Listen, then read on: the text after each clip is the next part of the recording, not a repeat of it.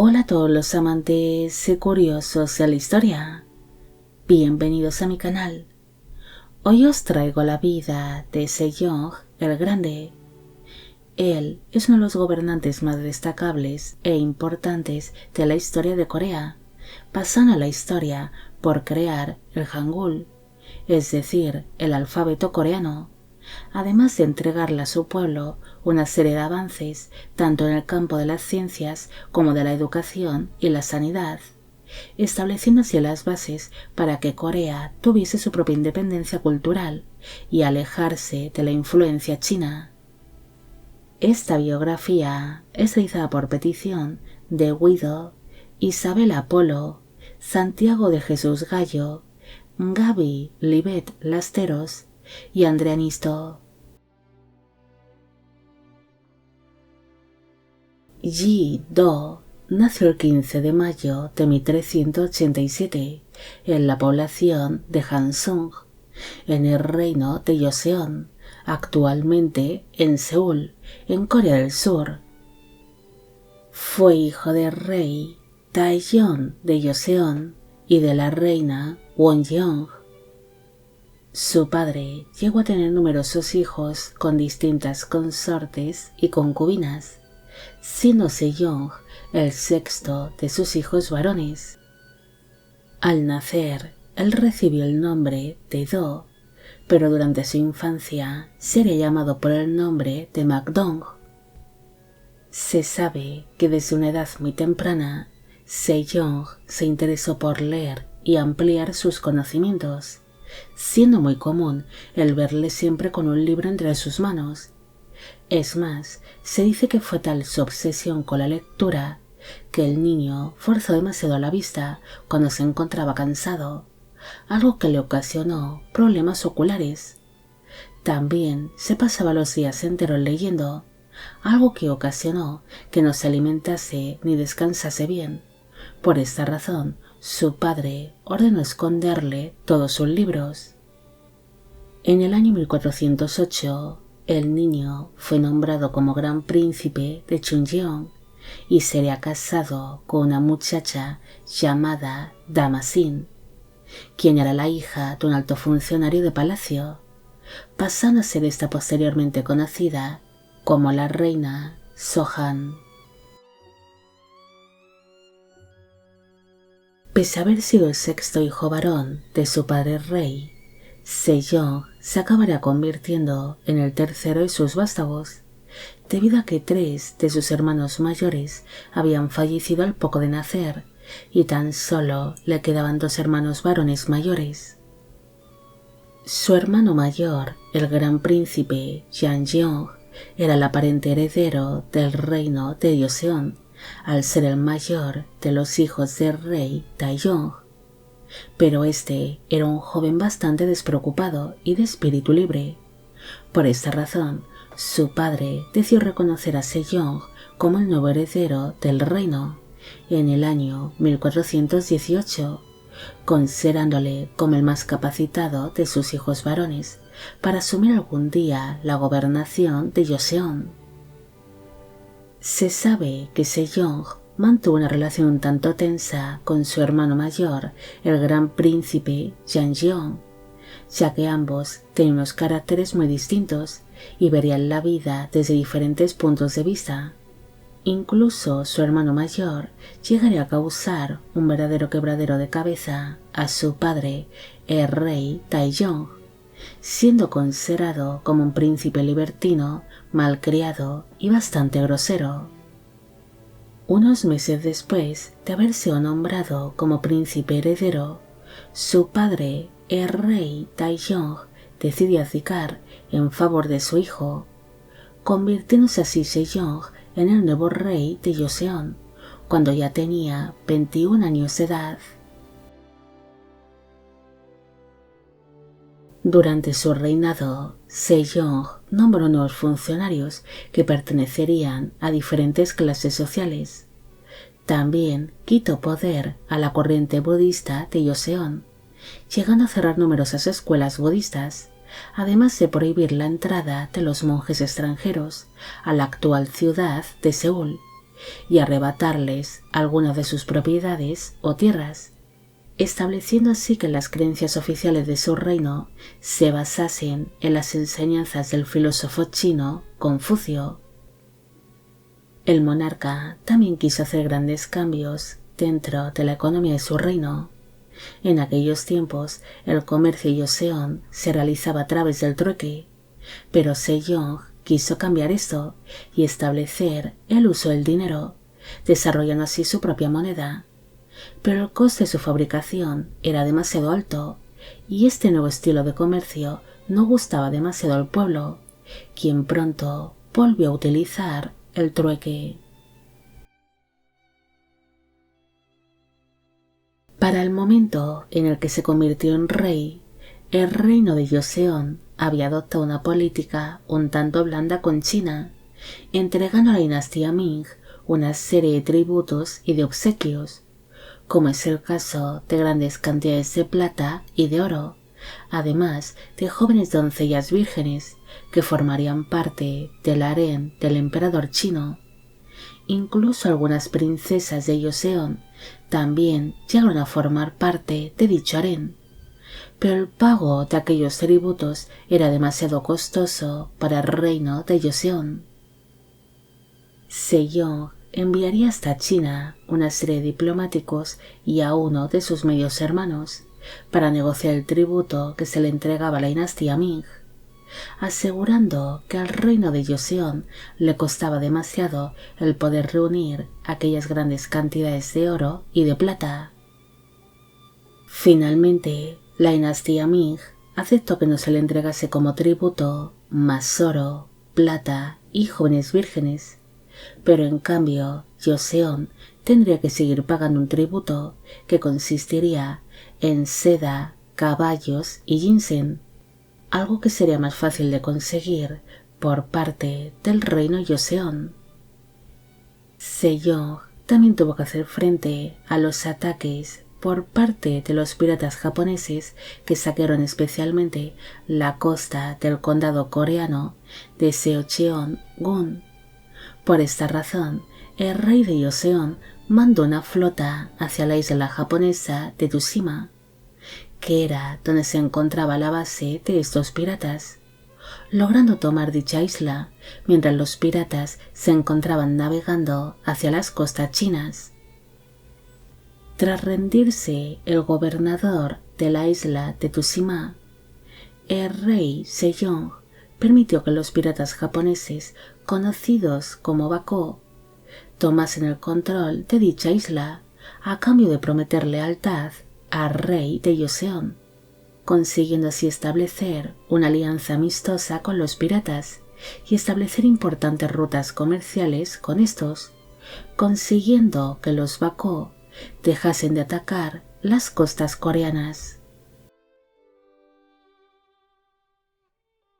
Sejong no solo tuvo que lidiar con los saqueos de los piratas japoneses, sino que tuvo que hacer frente a la amenaza que suponía el pueblo de los Jurchen, que se encontraban al norte de su reino, los cuales causaban cierta inestabilidad en ciertas regiones, consiguiendo derrotar a dicho pueblo durante la batalla de Payoyang en el año 1433, algo que permitió al monarca el poder establecer nuevos condados, además de que el norte de su reino dejó de ser una región inestable, consiguiendo establecer un gobierno local que controlase toda esa parte de Joseon. Sejong no solo buscaba la estabilidad de sus dominios, sino que también se interesó por el conocimiento y por la educación de su pueblo. Él se mostraría bastante apenado al ver que sus súbditos no eran capaces de aprender ni escribir el Hanja, que eran caracteres chinos utilizados en la escritura coreana. Por esta razón, él mismo inventó un alfabeto que fuese fácil de aprender para su pueblo, y en el año 1443 empezó a trabajar en ello en secreto junto a un grupo de eruditos que habían sido escogidos personalmente por el rey, creándose un alfabeto coreano llamado Hangul, el cual en un principio se llamó Junminjeon-jeum, convirtiéndose este en la escritura oficial de Joseon. Después escribió un libro donde explicaba el origen y el propósito que tenía el Hangul. Sejong fue un rey completamente entregado al conocimiento y a la cultura. Durante su reinado se vivieron grandes avances en el campo de la ciencia, ordenando diseñar una serie de instrumentos que ayudasen a su pueblo en el día a día de las personas o en la agricultura, creándose así relojes astronómicos de sol y de agua. También se crearon nuevas cartas astronómicas y un calendario propio del reino de Joseon, el cual estaría basado en los calendarios astronómicos de China y de Persia, además de que hubo grandes avances en la fundición de los metales. Sejong intentó que el reino de Joseon no solo tuviese su propio alfabeto, sino que también su propia cultura y permanecer alejados de la influencia china, creando así su propia música con instrumentos típicos de Joseon que formaría parte del folclore coreano. El monarca también se preocupó por el desarrollo del pueblo. Él escribió una serie de libros donde dictaba una serie de pautas que tenían que seguir los campesinos para la recogida y la conservación del grano, intentando así mejorar la economía de las clases más bajas. También mejoró el sistema penal, recopilando y dictando él mismo una serie de leyes que serían recogidas en distintos libros, además de establecer nuevas penas, endureciendo así los castigos para los ladrones, aunque también se mostró benévolo con las familias de los presos y condenados, protegiendo a los hijos de estos, o permitiendo a los condenados que permanecían en el exilio el poder visitar a sus familias en situaciones delicadas, como por ejemplo cuando fallecía un familiar.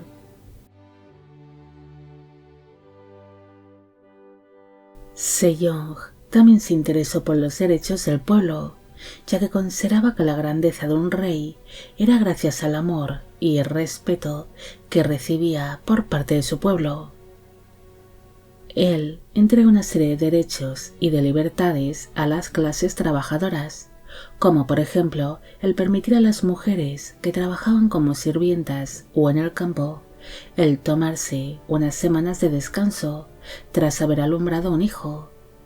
También se preocupó por los ancianos, motivando al pueblo para que a estos no le faltase nunca ropa, cobijo o arroz.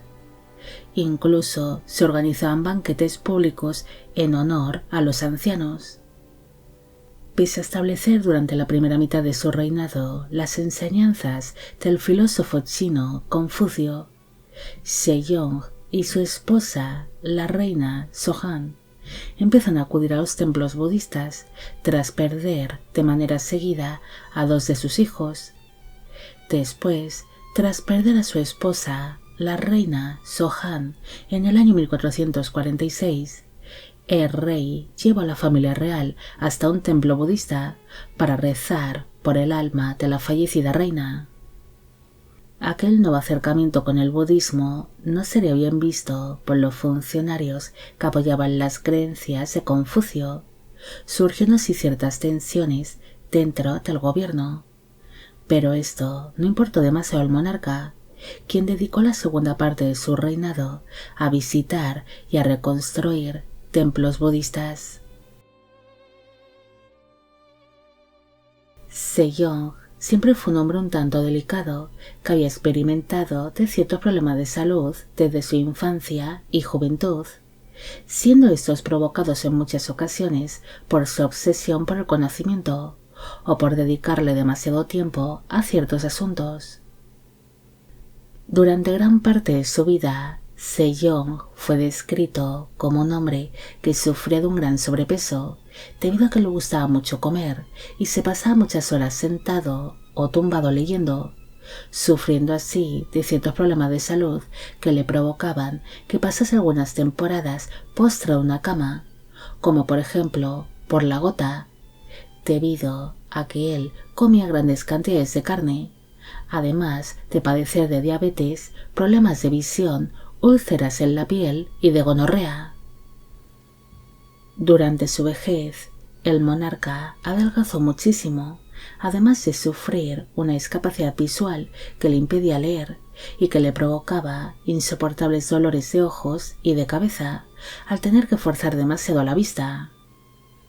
Ante sus problemas de salud, Sejong solía visitar distintas fuentes termales y templos budistas, intentando así mejorar en salud, pero finalmente acabaría falleciendo el 18 de mayo de 1450 a los 52 años de edad en la población de Hansong, actualmente en Seúl. Sus restos mortales descansan junto a los de su esposa, la reina Sohan, en la tumba real de Yeonun, en la provincia de Gyeonggi, en Corea del Sur. Como era habitual, Sejong llegó a tener su propio harén compuesto por diferentes concubinas y consortes menores, aparte de tener a su esposa principal, la reina Sohan, llegando a tener con estas mujeres alrededor de 19 hijos varones y unas 7 hijas, aunque es posible de que el número de hijos que llegó a tener fuese mayor, siendo el reino de Joseon heredado por su hijo Monjong, nacido de su matrimonio con la reina Sohan. Sejong fue un rey bastante popular por entregar una serie de derechos al pueblo, además de que se preocupó mucho por conseguir que su reino gozase de una buena estabilidad y se viviesen periodos de paz, logrando así que la sociedad de Joseon empezase a tener su propia identidad al alejarse de la gran influencia china, desarrollándose su propia cultura. Este monarca estaba realmente obsesionado con la cultura y el conocimiento.